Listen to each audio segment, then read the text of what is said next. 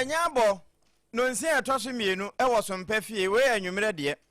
eno santrafo no wo motase nsempa eboa no ewie na wotwere nyina de enso kura wo masa chim ne seboa na wo mode atosemufu anim no wanya adage ahuhu de edise wasote na no wantumi antie ni nyina se yemfa nsomo na anwumere midimafo aba center Dr. Tam das wo de tam ato yenso ena kase ne eba wa akwan mu saa na wo de ato yare yenso so enti bia wo bia no wahwehwe no so won kran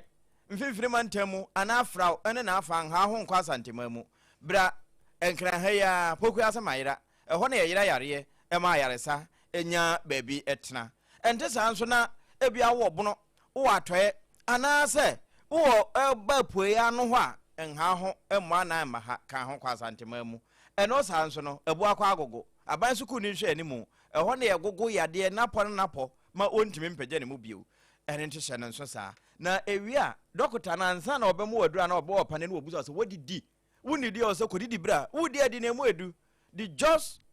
kenke shishisi de James bia ntime mmen ho no eno ena ye yellow con a awie mremu no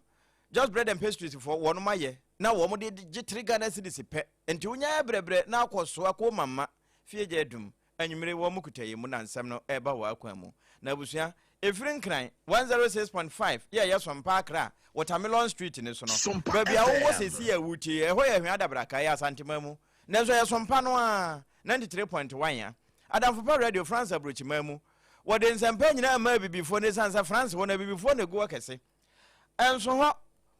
100.7 no ne se ya duru manim asase paso do ma henkuru efie pe agawusu be ma ne dom no wo moto edepeten Sabre krona ye wobunu die na henkuro yesunyane eho na Sompa 98.9 wala gibe kwa na abro sanum na eho no se wode kai kura na ekwa ahafo na uchim de 98.9 a wonnamu saa betwankyira station atrasa anton ho kwa awokro akotwa mbenu nkwanta kwasi mfum ma ofa sunkwa ho akwa akodura ahafo kan na da so da Sompa 98.9 ekwa akiri ma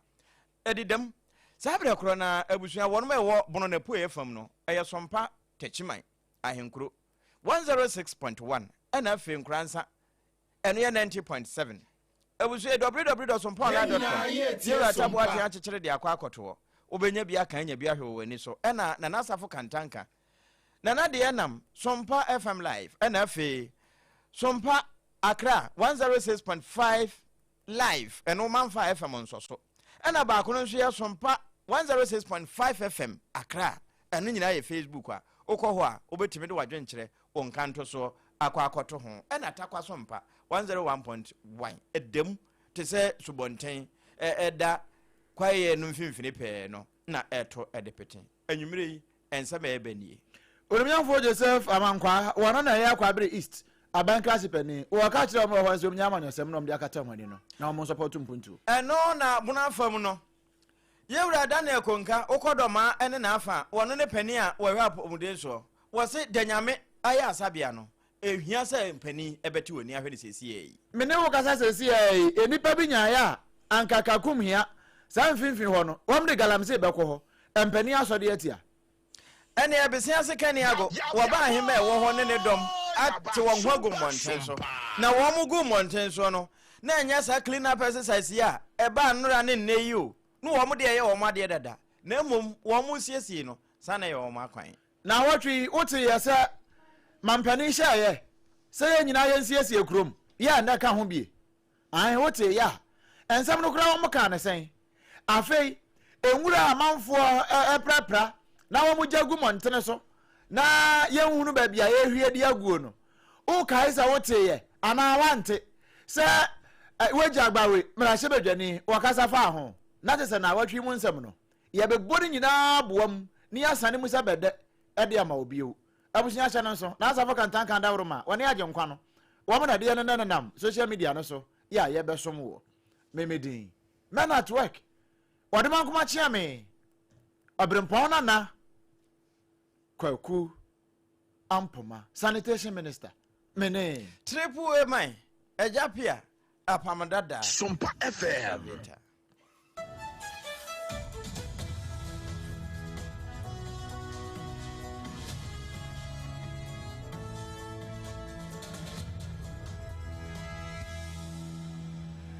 afi yɛnhyɛnsɛm na se kama ɛmfa ɛma na yɛhyɛseɛ ɛde afiri asantema mu wei baabi a Ebenezer wusu ansa wɔne nam no ɛna wɔkɔgye nsɛm de baayɛ na wɔkɔgye yɛ a na yɛkɔ abere east ɛhɔ no wɔkɔfa nsɛm nyinaa de firi baayɛ na ɛne sɛ papa yi wɔno koraa ɛna wɔyɛ aban krakye pani yɛ a ogyina ma de hyɛ wɔ hɔ yɛfrɛ no Joseph Amankwa ɛna wɔka sɛ yɛde mpuntuo biara de ba asantema mu a na amanfo akasa ho wei wɔyɛ MPP ni wei koraa de sɛ NDC foɔ brɛ mede wɔyɛ NDC ni ntinya na ano sɛ nkokɔ nkitinkiti sɛ MPP foɔ so ɔmɔnye nkokɔ nkitinkiti MPP foɔ yɛ wɔn so ɔmɔnye ɛna wɔ sɛ na deɛ ne baayɛ a yɛ primpuntuo ɛde abrɛ kwabere east a mo a mo wɔn bɔtɛm ho a MPP NDC nti no mo mbɛ sɛ mbɛ support wɔ wɔn deɛ wɔ ka kyerɛ wɔn wɔnya saa politics na wɔn ɛyɛ no na wɔn support mpuntuo na ɛno na nam so a kwabere east betumi akɔ n'anim adeɛ bi aba ɛwɔ yɛn titiri asantemɛm no ayɛ sɛ MPP stronghold nti sɛ woyɛ government appointee na sɛ wɔ asantemɛm a yɛhu ha pɛpɛpɛ no ɔno wɔyɛ MPP ni a ɔma wo nkyɛn adeɛ bi a woyɛ bi a ɔma ho national sanitation day ɔmampanin se bosome biara meme de di kan biara ɛmfa yɛ national sanitation day no yɛmfa mprɛpra yɛma ntɛm ɛsɛ wosi da go so na akɔkɔdu kuro na akɔyɛ national sanitation no ɛwɔ mu no wokɔ na wo MC no wokɔ akɔka ɔma ho no maprɛpra no wobɛkɔ kuro ma ɔno ɔm tete obi amfie wo yɛsɛ kɔyɛ education bɛn biem ɛna kyɛn sɛ yɛwɔ mantam yɛ yaka nti adwen ne sɛ woyɛ MC a wo no nyina hɔ ɛde ma aban no ɛno nti MPP ni aban wɔ power MPP ni no woyɛ NDC no ma hɔ ɛna MP so wɔ hɔ no mu a ɛnam sɛ MP no nso yɛ MPP ni to NDC ni so nkɔ no nti akɔɛ te sɛ deɛ partisan no a na ɛyɛ na ɛkɔ saa nti baabi yi sɛ ada bi ameka wɔna ɔyere kora ba bɛda na nkasa yɛda na NDC ni MPP asɛm yɛayɛ a na afei na ayɛ dendenden nti memesra sɛ wɔmiɛnya NDC ni MPP sɛm no meɛmpɛ mpuntuo mfamra mpuntuo ne ɛka ho asɛ wɔsɛ wode yɛ akorasɛm yɛyɛ national sanitation de wo sɛ NDC foɔ na anya na ɔte hɔ nom yɛde ne ba president ɔte nkran ɛbɛnya no da baabi a ɔkyena sɛ nyame yɛ adom a yɛkɔ akɔyɛ national sanitation de kwabi isire yɛkɔ no bo sɔre wobɛkɔ akɔduru hɔ nom no wei ayɛ onyamfo Joseph Amankwa no na wɔwie yɛ na ne kasa yɛ mu nyinaa no ɛna ɔpani a yɛfrɛ sɛ Fred Owusu papa mpo na yɛ administrator ɛwɔ na Sarfo Memorial School wɔno nso de kakra ka ho sei And it's a decade of holistic education, actually brings in enhancing talent. It's the point to see who is school about a national board as in your mind. We are modern board school about there. Yeah, more from real school, where we are, we are a school, where we are a community. How far away we found is that we have private schools and check school, the mobile, and check how we have the first time I ever saw academic years. Let's say, teaching materials are buying public schools. Let's say, what is private schools. And here is it. Take any member, the blessing, the academic, and this offer. Point number 2, the next teacher, another relationship. Let's say, a minor. Or Chenyama and the public schools, private schools. The challenge power the school any back. I know I said don't know for Kanaba. The beginning enjoy your boy, not the mass about a phone for not your child. Nabana, a man's boy, and yet you and a bus will be around the schools of everybody. Because a man about private institutions. Private schools as a group. ICT, idea, say the new definition, their computer system. Your computer lab what the next computer in air toward it. And in our say, I can appeal to the people. Tell me why need to establish computer lab. How we see Madonna, why now how was my computer lab by any now that is also one. That's just on why that's sanitation. We are for the Usuno. One more administrator on an Sarfo Memorial School. Now, my boy Ebenezer Usuansa, and a debray.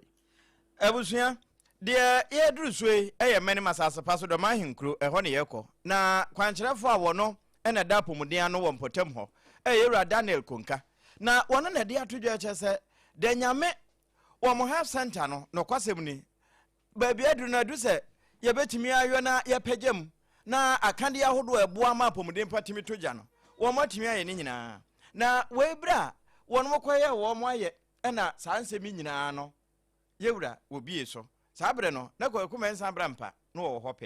Yabada you are tapuku ase sebe nyo bia na de be free akomapam e de ba beye sa de fefe e de aboa ye hwe da nyame mpatam ha oba doma ya chemunum a friend sub municipals da nyame ye one of your sub municipals and as sub business a kese pa ye hwe be bia ye clinic wo ni nkuro atwa ho ahia ne Ivory Coast nyina ne ho be hia se ye be pejama ye ne kese ye nya nim se nche bia na ye kan se network of practice a ye baya na nanom ba for adawroma omusu mu ema ye pagya na yɛhwɛ ɛba yɛ na pomuden mu nsɛnsɛm na sɛ bia yɛnkosi yɛ dan no si lab de maternity ne ward no ne nyinaa yɛ aban asɛdeɛ ba nɔkorɛ ne sɛ wohwɛ a aban adwumadeɛ a wodi no ɛnyɛ pomuden nkwa no odi ma ɔmo odi ma education security fire service obi ɛtwe no yɛkɔba saa na akɔka sɛ timamufoɔ no yɛankasa yɛbɛhwɛ kwan yɛbɛfa so na yɛtima pagya bibi no ɛdu baabi a na aban abɛsɔ yɛ asene na nɔkorɛ ne mebaa ha mfie kakra ne ɛwom sɛ pomuden yɛ kra bɛhwɛ wɔ dɔma amansi mu nanso da nyame deɛ baabi a da bia mebaa na m'ani agye paa ɛfisɛ yɛhwɛ yɛn clinic yɛahyɛ ase a ne nyinaa yɛ baafo de nananom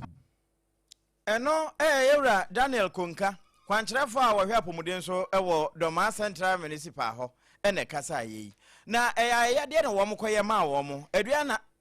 football kuo no ɛna kɔkɔyɛ sa enti deɛ wɔkasa de ma wɔn ɛyɛ wɔwura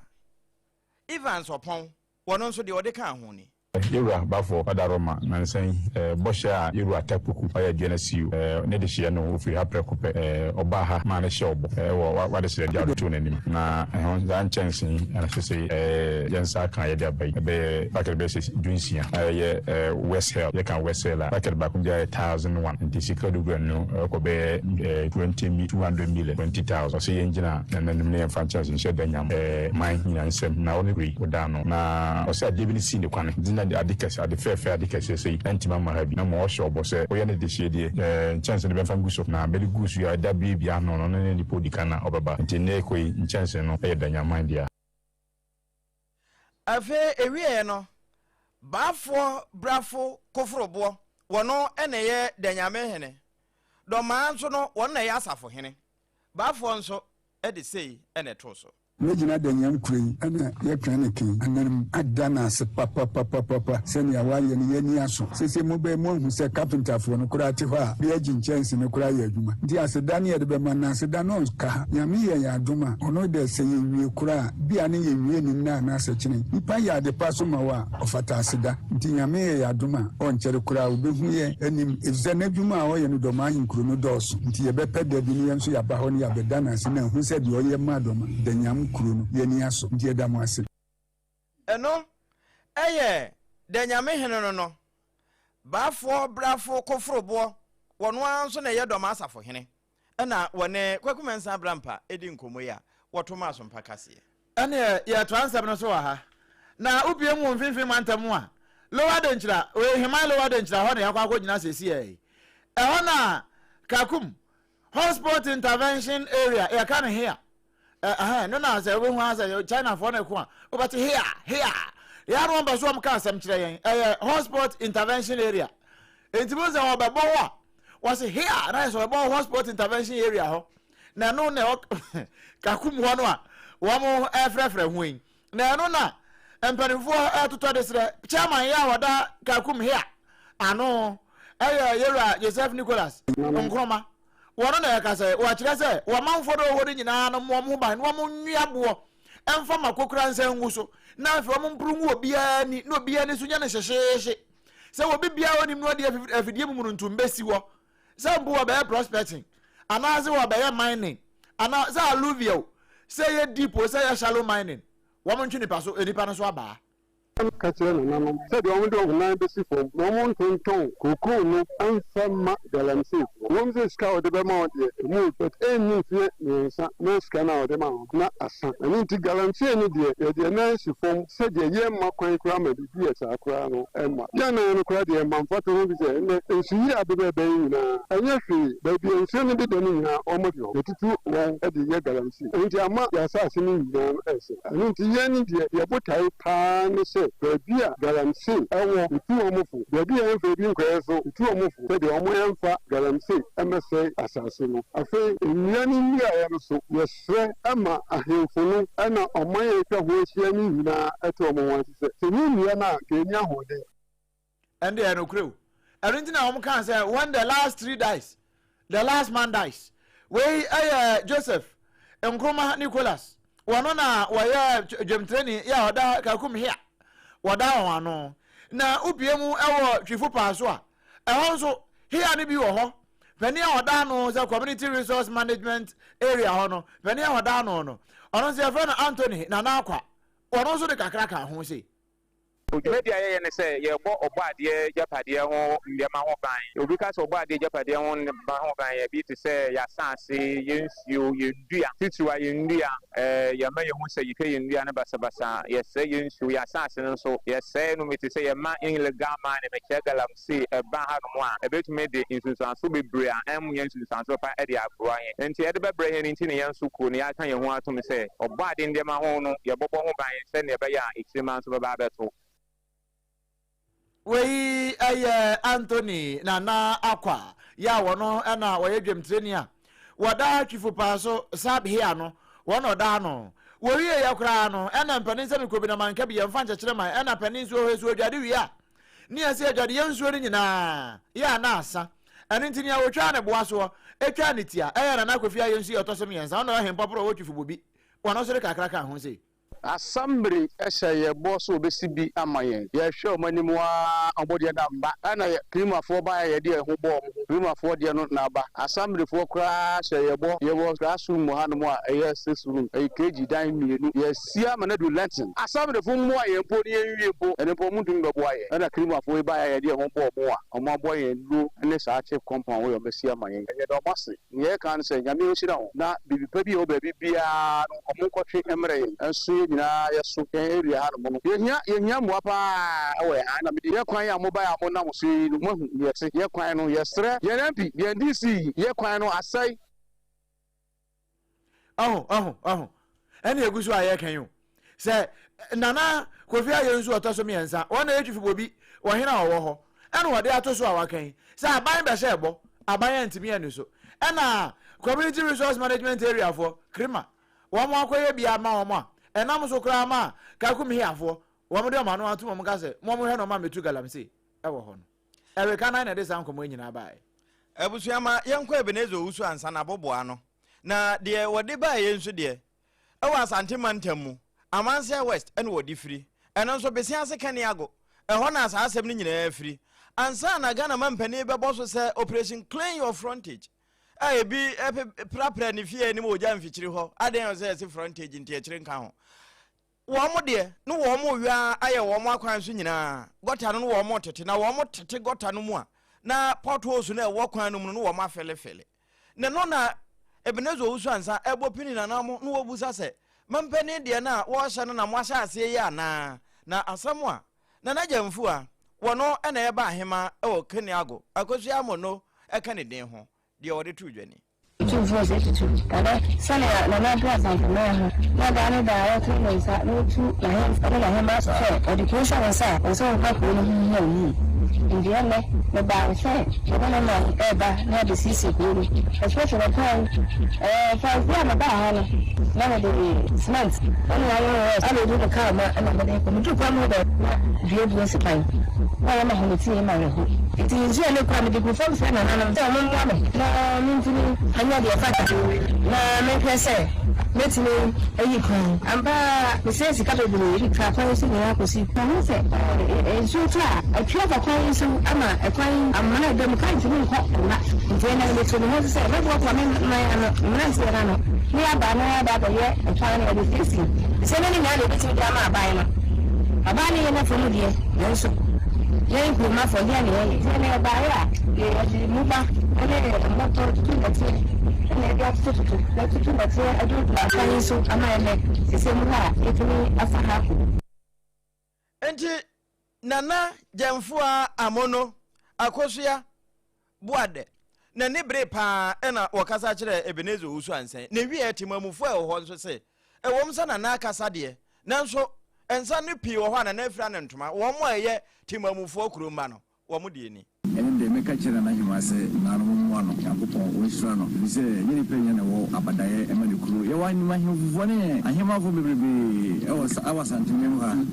eso muntimi bi no muntimi tu o mo hyede nye komari brase e wo mpeso aso ne hwe kwaye a fact so dura de kai do de kai do ha e din pa se betimi de kai eno eyatimamufu a wono mo kani ago besiase ena brana na hema akasa wie na otese wo mo nso de wo mo de eto so breko a na wo mo eye nsiesie ɛwɔ mpɔtam hɔ na pia mo piafo na abusua ne sei no yɛmfa yɛ ase ho nhyɛ abɛn enti me ne metimi akamfo ama mo ne sɛ just what kenke no ya momfa mo ho mataw ɛmfa ho ne baabi awɔ o wobɛtumi akra wɔ kuma ase sɛ momfa just dokono no yellow corn deɛ mo sɛ yɛ 3 Ghana cedis no mommrɛ ebi ne yɛnhwɛ o wo ɔda wo de bɛba simple koraa na wo koraa bɛgye mo nsa afe baabi awɔ bia no wɔno mo wɔ nkran ha yi dɔme commercial bank na chi pɛ uyi paano pastries ahodoɔ no a yellow corn papa bi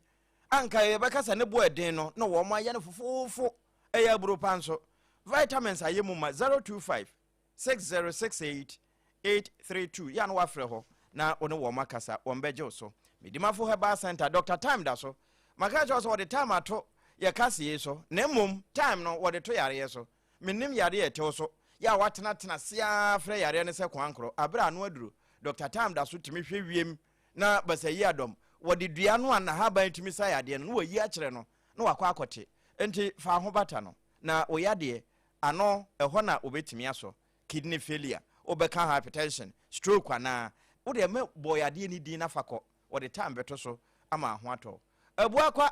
agogo ɛhɔ na yagogo yade na pɔ na pɔ aban su kunu nhwɛ animu ɛno ɛyɛ asantima mu na mmom wo nkrane na afa de a poku asema yira ɛhɔ na abɛwura na yare no betimi ayira ɛde afiri wakwan mu wo madam nti yɛto akase no so na yɛsi na wɔtwe ne nyinaa mu ninti yɛhyɛ afiri dwoda no na no dwoda no a etwa mu yɛ ide ne ayewura mu yo ɛno na wagya gbawe mmerɛhyɛ badwane yɛ friend sɛ Jerry Ahmed Shaib wɔde to so no ɔma wɔne sɛ mo a na no yɛbie wagya tadeɛ no wɔn sɛ bɛyɛ mo bɛbɛ kyerɛ bibi ketewa bi wɔ atiwa ɛne sɛ yadeɛ ebu paa uncollected waste enwura no a yɛprɛprɛ wia ne yɛgya gu mantene so no ɛka ho na bra wɔka saa asɛm wei sei no na yɛ nea wɔhyɛ nsantwerɛfoɔ a wɔne nsantwerɛfoɔ bɔ nkɔmmɔ na wɔkura yɛ tuman ɛna yɛbrɛ ɔhɛn na ɛkɔbu sa sɛ papa wɔn mpɔtam wɔyɛ na ano nsuo tɔɔyɛ a na wohyɛ wɔlentin boot ne nna mu dendenden a na wosu sɛ afei wiase kwa wontimi nkɔmmra sɛ ɔdwa fie no na sɛ na tie ɛna wɔkyerɛkyerɛ mu kyerɛ sɛ ne nyinaa no yɛ na ɛfa kɛseɛ no ayɛ wɔn prɛprɛ wie a na ɔma gyangura no de agu hɔ titiri pa ne sɛ yɛtete gwatam yɛwie yɛ ne gu so gu hɔ bradɔme bɛhwɛ bebree na egu hɔ yi na wɔkyerɛ mu sei. There was something I observed, which is largely the sanitation matter. Thereafter, everywhere is filled with filth and squalor. Wherever you pass, everywhere. The most important thing is to see how this garbage are all cleared. Else, you can be thinking of the next disaster. Cholera will be all over the place. We need to fumigate almost everywhere. We need to sit up and stop being partisan or political with such issues. Asɛm no wɔtwɛ ne tia sɛ kwakuo kɔn no wei a wɔka yi wɔgu so kakra na manfoɔ te akyire yɛ wei kɔtɔ ɔna bo wakasa paa obi nso ɔna bo yɛdi na ayɛ MPP ni sɛsɛ mu te opposition ɛna na no wɔm de ayɛ amanyɔsɛm saa nanso wɔka wɔse everywhere no nti na mekora meka mede dɔ meka ho no ɛna no nnura ne ne yɛ akora wɔn prapra kurom yi still wɔn agya bi agu kwan ho yɛ a wɔn ansesa na wei bɛyɛ na mfa yadeɛ ma onimnyamfoɔ Jerry Ahmed Shaib wɔno na yɛ mmerɛhyɛ badwane a ogyina mmaa de hyɛ wɔ wagya gbawe ɛno ne nsantwerɛfoɔ bɔɔ saa nkɔmmɔ wei nyinaa ɛno ɛyɛ ɛda dwoada na saa dwoada korɔ na ɛna yɛwura Adib Sani wɔno nso de bi bɛtoo so na wɔno no Center for Human Security and Peace Building Jatike ɛka ne din ho wɔno ɛna da no enti wɔn asɛm a wɔde to asɛm no nyinaa so yɛ preventing conflict, protecting humanity, building peace. Enti sɛ bɛyɛ ne yɛbɛtumi asɔ menteme ho ase ano na ɛno akyi nso koraa yɛbɛsan so abɔ nipa ho ban ne yɛbɛma asomdwe yɛbɛsi asomdwe ama n'anyini ɛno na no wɔfrɛ sɛ wɔde afisɛm aso yɛ no wɔ mu ntie ne nyinaa ɛyɛ atuo no ahodoɔ no wɔ mo gyegyegye no na yɛwura Adib Sani ne nsɛm a wɔde to so a sompa kaseɛ ɔpɔn kyekyeku fa bi ɛde ma yɛde no wɔpa akyerɛ paa no ɛda dwoada no sei no wɔ sei no is to address issues emanating from the Minister of Interior's decision to revoke the licenses of Ghanaians. We find it unfortunate in as much as we agree with the Minister to use decisive steps to deal with the proliferation of small arms and light weapons in Ghana, owing to the myriad of security challenges we have in the country pertaining to the use of small arms and light weapons. But what we are saying is there's the need for institutional preparedness because according to the minister, now before you obtain a license, you have to learn how to shoot at the Tessalon shooting range. You would need to go through mental health check, drug tests, and all that. We support it. However, the institutions supposed to do so, I don't think are prepared. After engaging them, we have come to a certain realization. For example, you can imagine if over 1 million license holders walk up to the Tesalo police shooting range, is the facility big enough? Does it have the capacity to take everybody through the process? We are some obusa, sir, or more cottage shooting range, hoye, baby, etu no lances yaje emrama ho kwane mo monchire yento nani pa be sa apema kogua ebebo we ya asemo yera adip sani na obusa woni oponcheche kuni di sa nkomoi ni wowie no wodna desere etompanimfo enim sei calling on the minister to suspend his decision to engage more, especially civil society, so we can have a clearly defined operational protocol to implement this. Executive Director of the Jetty Center. We edabnada no na oponchecheku adip sani ebo so a adawro mo eda dwada no ye de esomo afi yewura bnada afi ni yakọ bnada no na bnada no nia ye de bra wo bie men at work edu say ya sa na yewura Anthony Kwasisapon wono na ye gra Ghana Revenue Authority wo mo a na no na me kira wo mudwuma no eba no eto akese o enketwa number 5 no a eto nketwa eto akese eto adantamo eto bi o ha hu atiri se eto we kra de ya anye kra de asembeba wahu adwuma bi obi ye ne eho eto ya eka ho no se ya anye sa eto no a ye ntime kra anye o man ni yi enu ntom jeje eto ni nyina no am de ama abai no de agu futuom nanso ahwe ya na manfo kra fiti futuo ne to na wo mu di eto no enna ya na ha dwene pa na eno na wo kire se Yera Anthony Akwasisapon ya wono na wada grafo ya no Ghana Revenue Authority wada o ma no wono na woka asemi ene wo kire se ade bi akoso wo man Ghana mu we ye Ghana Revenue Authority etofo ya o wo mo adwuma efo makoma nan wo mo adi sabe nyambra nsem a amase se wo ma twema sensen na wono a kire mu I am say afi asase bosimi etoso mienu no GRA ye ne ye nuanu national security ye di tu gase tracks be do motwi bia anwan wom na sa anwan no ye say de ko ye nuanu promo Niger na emontini ye enti adwuma se na etie no ye chi wo mu de hwehwe mu anu ye hu se sa ne ma we nyina no efri Togo na eba nipa so a ne den wo so se onu na nema no enam ne so me ko Niger no yes Niger for customs so di nkomo eno mo ka se de bi da sa nipa we ye nim no wo ye mai mu ena ya san so hu se ya kasa ye officers ne omo ye adwuma no emu nan no omo adwuma no etosi na omra kwan mu no e se de fa omra kwan so ne hwehwem Yera Anthony Sapon wono na wakasa ye eno wo ma hwehwe mu ahunu se wo ma adwuma fo makoma nan se wo mo ka ho bie ena asemboni we ka ya ato oman no na saa nipa ya waka oman asem nyina no wo mo Ghana ha ba bia ya gito akese eto enketo eto adantamo eto a ogie atimi sampa waje eto ne ade agu futuom se ne be ya yemfiti futuo ne to ema wo bi nkodi eto no eno anu wo mo gege nkakraka na saa nipa nan yi de nka wo mo di to ya gege eto akese ni ena nka wo mo kodie ana ya chi wo mo a ya interdict wo mo no eno eye da brandana na brandana mu ena yewura kojo oponkonoma wone sompa kase edi nkomo na ne nyina no no wose saa fladi su yiri na eba ya ene mfura rupi efa wiema wi a obetwa 350 million se wo mo mfa bi ensiesie kurom na ya mfa bi ma wo no wo mo ho aka wo se wo no de enhyehyɛ de hodada ya wo se empani nanso wo se chini ya ban wo ya wa ban mu sesei no propaganda na ye ne de kwan na ye so ofa so na nya ho no wo fa no wo bo abubuo na fe wo san so kra ede tototo amanfo so odi mpreto na ne nsem a wo bo so e kire so mpaka se no e da bnada na ye fa ne sei party no so no party no ya problem So I'm not part of one year for the expectations of the other journey and so besides then I am not part of one. So you're coming to me now for what you do not contain the poor. Yeah, I say about it. To the 24, the 90.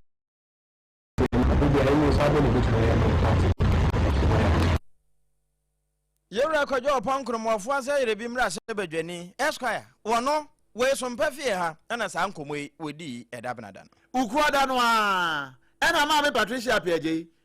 and Bibi Rosalinda, as a Kahima, one no, what was you simply a palms one of friend and no point to could not say, as someone.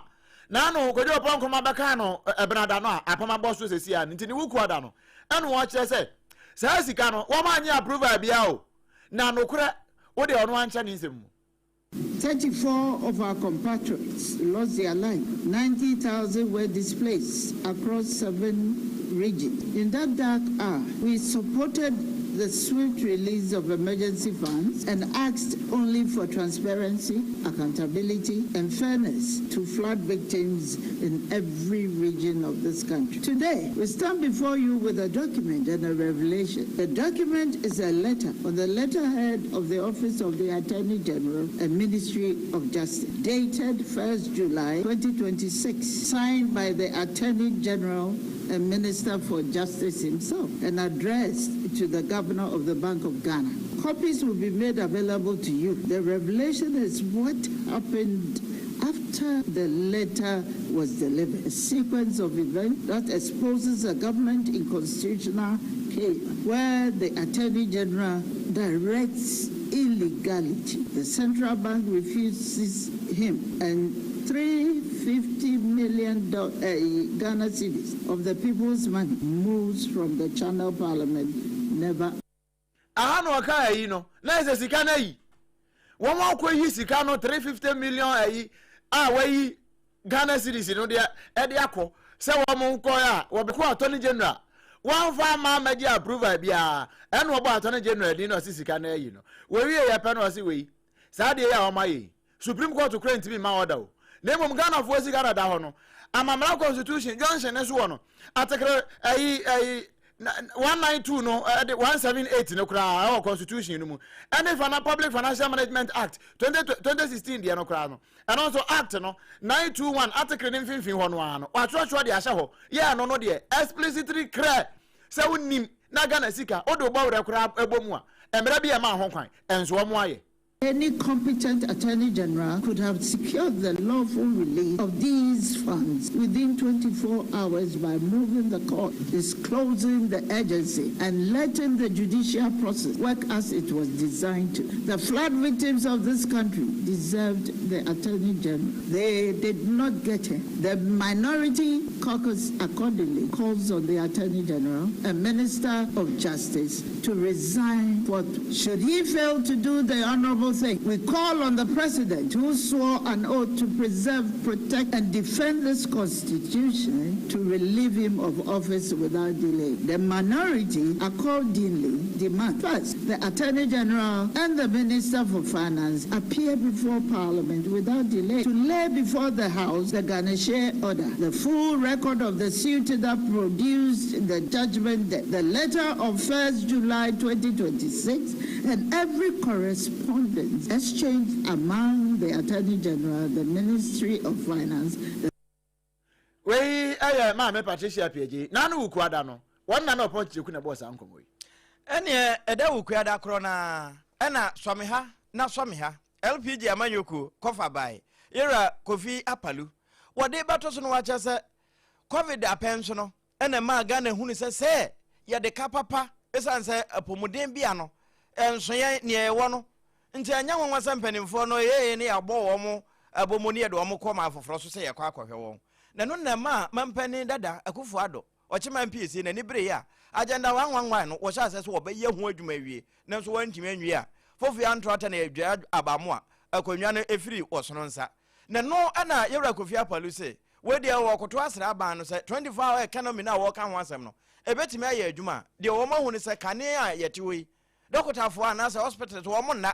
Nti se wo mu wi agenda 111 ya ebetimi ahye 24 hour economy no emu kenapa na de wodi tudwa ɛda wo kuada no bi ni oh de metuma kan ni say aban no fa sika bi o ba bibia on fa nshi no fa insist because asana aban da no bi na adwene kwa say o so ye agana wa mama it say ehia sabi o timi fa kakopa kasa bi so bibi ne be kan bibi ne be mo mai so mo ye san say covid na be to ye be expose ye pa mai mu say sa ye lack facilities across the country and one district biana almost all the districts selected districts all hospital we and from only in power and I say baby I want to but to not quite you or baby to make to quite that ya count on I say we could near balance within 30 minutes so hospital they can rush you to that place I feel so my ashebo so baby 24-hour economy and the one can also contribute to the 24-hour economy because hospital we are running 24/7 you say otimibua ema all the one na hospital buy into yeah say be adwuma bema enkora na mo we school na abai show mo boss o mo wi a mo na automatic yera kofia palu so me ha na so me ha LPG amayoku no kofa bai na eda wukuada was a 24-hour economy no betimi awie mu dia agenda 111 no aban wie me fa kofi na akasa no wo wie ye pa na kwadwo to aso kwadwo pon kromanie ofansa ire bi mrase bedwane odo so kakra ka ho na we no na ye busa ne se wo fa e se MPP mu afutu be mpa ana hade be ma wone ana wo ka chom se wo ni omu hia yan ka bom ni asomdwie na bra wo kasa no na ye so mpa nko ana ne di sa nkomo no bato a kire mu sei party no se ma party no ya kono so ma party no ya kono the expectations of the average and so say business say then na ya ma party no ya so the committee we know what the demand on the poor can you say party to the for the 19 and the party the enemy say carbon between the party asam no etietietietitia ni omu hianza party ne be ya akono nye ne se ne bantima abato e woma nto anwie kura woma buru wo ho ma se ballot papers nyina woma titimu ayansa mo a ese na dance ntwefo ano ya womo kan na se na anu ukuada no ni onimanyamfo kojo pon kroma kan ye no woni amfa na nso ukuada no wotu wonfo e ka kire won se ne be ye kan bi na ho na party ne ho be ya akono na ndisi fo kra ba ba join MPP no ma hunu se ye se nkokon nketenkete anko ye nti no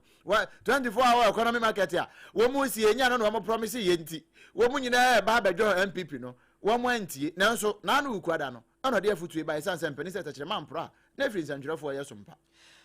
ya wadamu eni yewura na eda ya wada ya one ya ada no enya de yedi yawo na ensama efri wo mayemra so badwafie ba ya yewura aban sumana baben ask baben wo biebie so ene se wo hwe badwafie ho na yese akwakoye wo sono ene kyiniye ene independent miensa bia wo mutue ma wo nso kra no wo mo sa ede kɔ ba bia wo mo wo ho deda no ebe hia pa se nka ye no se ye na nanma bosonfo ene kobire konfo no waba me konfo no wo parliament wo ana abaafo konfo na wo parliament eba ne sa no kredie no betimi aye adwuma eno nso be ma esomosom nyina ba mu bia enkomo no ne bo enye den kra. In fact, I'm one of those campaigning that in the constitutional review we should include the religious leaders and the traditional leaders in parliament, and that's where the true leadership is. Not we the politicians, because when the people get up and are in trouble, they don't go to the politicians first. They go to their religious leaders, either Queen Mother or the king, or they go to the pastor, and that is where they go to cry. And you have to provide the shoulder. They only come to politicians when it has to do with politics. Yet we go and impose ourselves as the leaders of those societies. How can we mobilize them to develop the nation? I think we need to take this on board, and I want all of you to be involved in the discussions to review our national constitution. Eno wo mai tenene a wo badwafie ho yewra abansoma na babe togbega na ate se eda ya wada no obi esansemi so eno nti ya wada na amukura wo sa adwuma de ekro na ase no onimnyamfo Ahmed Ibrahim yes won beti data wo mo afra nkrofo a wo mo ye data bi dia ma won na wo mo abomodin agege abosom ni nyina wo mo din ene wo mo numbers na fe wo mo do mo nyina gu national database so enti eno se abra kran se wo ma gine de sebe ya obi a enkofa bosomfo bia sebe ana bosom bia woni wonte ase se na anu de ye ombefa ko ye ma yisi eno se etumi no se wo mo de ko na sebe ya wo mo ebaji ne atumi wom ni nyina no ma verify ahwesampa we tumi wom na atumi ni mu a na on do wom nyina aba eno saa no betimi anya kwan kra akombra hye bedwam na no ya wada no sansem wo nyina ko na wie ye pe ya nwie kra ana na assurance committee no wo mote asetena so ana wosoafo a wono hwe aduane ane infudi ane awrokocha ne nyina so ye we arikopoku okotena wo manim ane be ma nanim fefefe eno muza za wafa na nkukwa nketenkete na asem no na anu nsuo to ye ensuo yiri Ghana yi eyiri nkukwa na anom so na anu kura wo hu se no odoma nkoma kura ne apam na otwetwa mu no wom de akukọ bi a nsuo abono ne akura wom si table so ya akura yi fefa na no ho chese wutimi se wa bre pa ne nsuo madwade ya wogina table so na nso nya no nko o sa video ne kura de nko ọkọcha akukọ nkura akọ pe ba bi ede na ato afi wo ma na wo fa ne phone hwe ya obi asend hey honorable kokore de ya wini nyina o kokon kitengete no o de ya chire mu sei.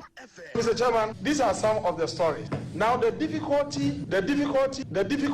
we had with some of the regions, especially in the eastern region, some of the farmers who benefited called me and said, Honorable, our beds are ready. We are not getting the market. And I said, oh look, we can find some market for you. So we spoke to some of the processors. Some of them had to move cars from Accra to some of the regions to go and buy the beds. But there are also stories that we can also share. Some also decided to kill and eat off. In fact, they were even sending me videos that, Honorable, we are eating everything. But this is not meant for that immediate consumption. We just wanted people to rear them, sell, and reinvest so that, but Mr. Chairman, even though we don't encourage that because we wanted them to capitalize on this. Show. Enti apuemantamu dia womu wiya nti na manfo kra dem se we dia edu apuemantamu dia na say bre champo mo ne abran sa asare mo ene ayi opike mo kwasi from po mo enu wo makwajeje na ja wo mo dia ma boys na no mo wie enu wo se o da bi mark cover mo ne Dallas mo na won krofo na ena akwaje enu wo send video de ma wona bo na yeso mo wona bo number enu na bo so wo mo numbers na so na bo ye ya de no ono ane boys na efiefo womo na aje nkukọ nkitenkete no womo ye wie ye no womo we eno ase da bi enye ne sa ho na emom nka mu wi a monton na obi a wanya bie no wono nso abaje na wo wanya sika sande atofoforo de agum enso boys na we nam ne nyina na no ya wada no eno na bo rekopoku wode nsem we nyina eto ye ni monti abusua ye gina nkukọ nkitenkete ya nkran de ndi ensuo fa ye na apu mantamfo so womo ntwen ema nsuo mefa womo nkukọ nkitenkete nti womo ahyase eku womo wi so na yada ne ho abasisi a ye ba eno afie ebeburi ko mu de amon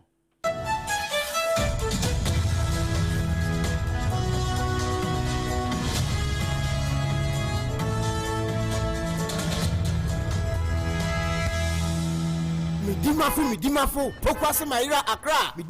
pokwase Maira Accra Midimafo heba clinic aba Accra ani o wontie passengers egumi kai mu e ho na dodo na ekro ene sa Accra ne potem yedemo ani yedemo ampa be se de edutwam Atlantic International University America memu abo Dr. Adujamfi Babaso honorary degree as a professor in biology in herbal medicine it is said here ayaresa no aye more me se minim wa vie kopa wo wanye 1 cedi nyi se ne betom ansa na yetu eska no me connection na enshedam koye na esakakra ti say wa page mu amahode ambam connection ne mu de we obo wo de ba de kro wa ba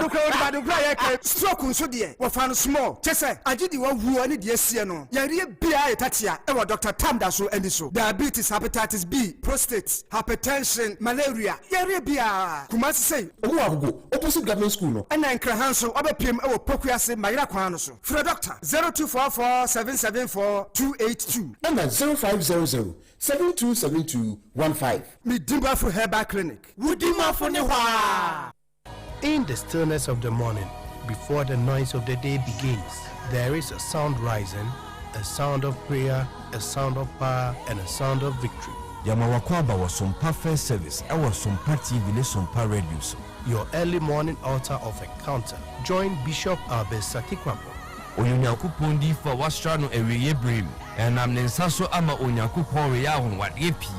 Through this prophetic platform, destinies are aligned, burdens are lifted, and lives are transformed. We no butai teach us some perfect service. Ewo homa yen enye TV program keke. Eye bra osro ne asasi hia. Eye bra onyankopon kasa chenema. Set your alarm,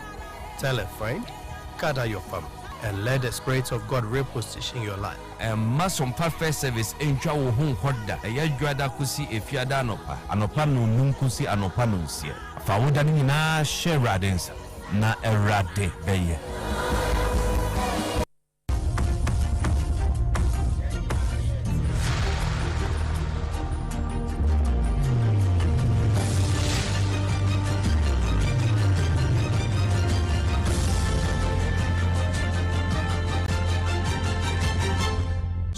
TV Emma Aketiapa. No kwasempa Emma Aketiapa.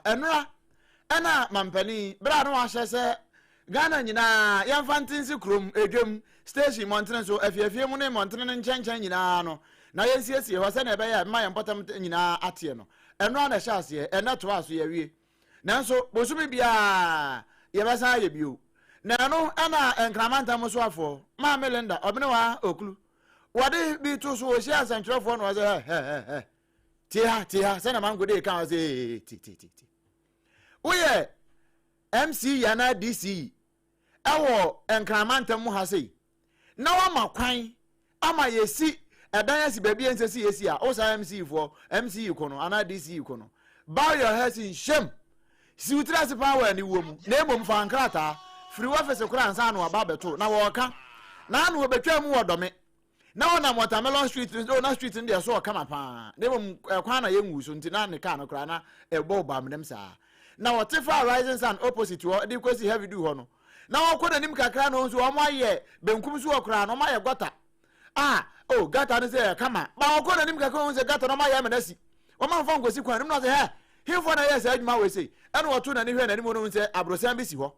ya sa abrosan no esi street so wo ka che onabo edmo na agbo say wa mebu sa abrosan na nto angu na so obeto no wo dome anasa ga east ha wo be yinadi. No, I'm more than ready. In fact, I just want one person as a scapegoat. That is what I'm looking at. Just one person as a scapegoat. Have you identified any yet? Not really yet, because sometimes you go to places and they confirm they have permits. You ask them where are the permits, and so we want to have those permits as indicated by those people. If we have that permit and find out that there's this particular MC who is responsible, why not? That person will be fired. Wow, enu aka no ma me Linda Okulu no enu wa chire mu no enu owie no de kakra ta chire no ka do me de na o say ga east MC wo mebu sa abro san ne fa no ho no wo medwiri ntungu na fe wo mo ntimi nya gata ne nsi kwan num na nsuo ne to a atimi afa besia akɔfa maka junction ho a eno ma siesie hoi na besia akom free flow na abewura mbɔkɔ anya sa wo MC ku aba ma permit ami asi dan si nsuo na momu no MC ku no regional minister so obeyi wadi enra eno de nsem wetu dwa na Ghana mempene his excellency John Dramani Mahama bra enso ni yiri wie ya wo fra du prefa wie mu a amanfo eka de ombeka twa na da pa wie wo kokɔ frɛ sra adom no se wo mo mehwe na ne ese wo mo tutu bia wo mo ntoto na futu ebe ne se e wo se gota na emosisi nyina yetetim na enso no to a anya ba bia ba fa besene na e de akɔ ponum na emu amfa board anko eno ka ho na mempene hye se yemfa na anu nya se adwuma no a yefiri ase ne da na enne nso ye de to aso na enu da no ansa na ebeba mu no da na asema wo de to su ni na oponchichi kugina ne nchenti wo fa bi bra wo mo tetete gota no. And when the rain stops, he says, oh, but it's not raining, so there's no need to repair it. And so we have to clear the drains. We just work this Alajo drain. It's part of the Odo stream. And there are two problems in it. There's silt, and then there's also plastics and household waste. You find in a drain like this, there are engine blocks. People discard an engine block and throw it in the drain. Old furniture, dining tables, everything you can find in that drain. And so, one, we must change our attitudes and stop the reckless dumping of things into the drains. The drains are not garbage instruments. If you want to dispose of something, you know how to dispose of it. We have skip trucks that leave containers all over the city. Just go and throw your garbage into the skip, and the truck will come and pick it and take it where it has to take. 2 days are not enough to finish this work. We're going to institute it so that at least 1 day every month, all of us should come out and clean our surroundings. eni a wotie Ghana man penny His Excellency John Dramani Mahama enera bra clean up exercise phase 1 no ne edikan ya se de hia nko akwa adwane wono asi gotem no wode sofi etete a na emu ayedenden dia san ka bi na hwene na na akwa akwa sansa na ka ne bi shegata no mu a wo mu yiye no ene wode sansemi etruja enrafie ni ayade wie kura no na free ogwai ana na eba ayare kana yo ana okofa ne nyina de ba ene se Czech Republic womo ana ya na from chachia no womo ana musini o Ghana ha no His Excellency Pavel Belek Zana ya na kwadonko be kanu no the later kwadonko obete His Excellency kwadonko we na ya His Excellency Pavel Belek ana enkomoi na ya nimse ya wie kura na ya youthful population positions education investment ana no waka say ye crucial pa se ye be ma ya mabunu no womu adesua na hia ye papa na ya presentation bi a wo ye ewo edna ana wodi suku enkonya ahodo bebre ane niam ahodo bebre ya ye betimi dia boa Ghana mabunu amo etna adesua da musua de no ye betimi aboa mo masua ama ne manyina akoyie na abra wo kono ene wo fa America na di nachi ene wo se sa de ya wo ye de ma man Ghana nyina no wo nkyiremu. It's a help of more than 400 users for 14 schools in Armenia. So it's one of the examples how we want to help Ghanaian children. For us, it's important because we are a very young country with young population. So it is important to help you to educate young population. There are many ways how to support it. We decided this way to equip schools with child more spacious. I had the chance today to visit 4 different schools here in Alvin, and I saw that sometimes really for children there is not so much space, sitting very condensed. So we have much hope that this kind of help will create for them more favorable conditions, so it will be more comfortable for them to learn more, to work even more. We His Excellency Pavel Belek. Wanona we see Czech Republic abana nemo e my Ghana mu. Na we ye pe ana pania wono da Lemon Family Foundation ano yera Isaac yechi yeboa wono wo ba modin agina simpie ni ampa so no se Commander Edna Egwafo Abrem KE emfinfin ho no se ne desk wanya won pa na wo manya 400 e de aka ho no kure wo mani aso. Public schools, our traditional council, you have some aspects of our desk. In the education, you have to set it now. So in school, you have to make a crack because the entire in the other circuit in urban scholarship. For not less than 70 kids are almost free at the school. Will be and aside from the basic school, next week, so within the day, so Yabama at Senior High School, 100 desks, aside 100 desks, we the one classroom and one next Nazina. So the higher classroom, you bring to offer for your desk, each class na ya da 2 classrooms no by 50 each desk you do my class no going up in when them from the brain we need supporter and they wouldn't do that we teaching and learning and play and tell you them from the brain in the school so walk around the house we school go and do too na say when you work but one day see the one your desk I say ma cool my friend we yera Isaac yechi yeboa ya wono na da Lemon Family Foundation ano we ye no ana mpuntu nyina hene ya wo Edna na matna kunyansa ase so na ekọ anka modi kan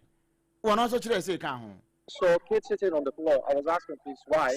and they told me because they don't have a table. I think they need more like 200 or 300 tables. But I am the representative from the whole care area. I cannot give one school everything. So we divided it to kakra and give every school at least a bit. Why? I hope these videos which we are taking right now, hope they will circulate, that in other tourists can be inspired and can take care of one class, one classroom. The one table is about 650 Ghana cedis, depending on the quality of the food. So it's not so much, it's $50. So if a group of 10 guests is coming, they can contact us, they can book it even online, and they can send us the money, we'll prepare everything. Wait, no. Oti brofo no wese. Oyo bronio, but ya bodo mpuntu hene. Esanza no de mpuntu o de. Wade ba de na, waya de pa. Nana eko ankama ya wodi kai bi ni nachi wono nko a anu agina ho ana yere kura mpo gina ne nkyɛn a church a ambassador no wo mu nyina aka no ho a wo mu nyina age wo msamba no na we ereka nai anu wodi nsɛm nyina so ma no kasa I hope this video na say this video no ekwa akosom sompa na wodi asom sompa no we eyem finfin mantamu enura nia ereka na de free ho de bae no medimafo ba center dawroma enu wo so ya asene bra just what kenki enso ema yen aduane papa ne bidi ye ma yeko yie pa no wo madawroma enu wo so ya asene wo sompa 106.5 nkran ha ena afei sompa mfidie ni nyina kumasi sunyan doma takwara de ene nkranza ba bia tachima wo mu nyina age ye bra na doma FM 100.7